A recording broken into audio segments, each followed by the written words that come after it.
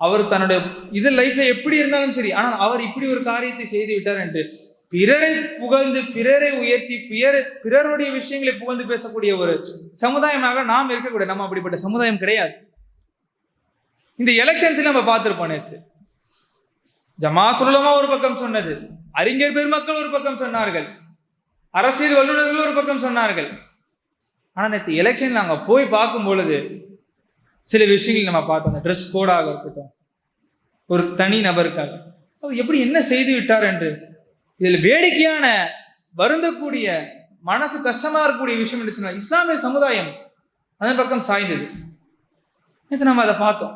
மாற்றம் வர வேண்டும். என்ன மாற்றம் வர வேண்டும்? உங்களுக்கு என்ன மாற்றம் வர வேண்டும்? நாம் எல்லாம் இந்த மண்ணில் நிம்மதியாக வாழக்கூடாதுன்ற ஒரு மாற்றம் வர வேண்டுமா? இல்லை நம்மளுடைய பெண்கள் எல்லாம் நிம்மதியாக போகக்கூடாதுன்னு ஒரு மாற்றம் வர வேண்டுமா? நம்முடைய படிப்புகள், நம்முடைய உரிமைகள் எல்லாம் பறிக்கப்பட வேண்டும் என்ற ஒரு மாற்றம் வர வேண்டுமா? என்ன மாற்றத்தை நீங்கள் எதிர்பார்க்கிறீங்க?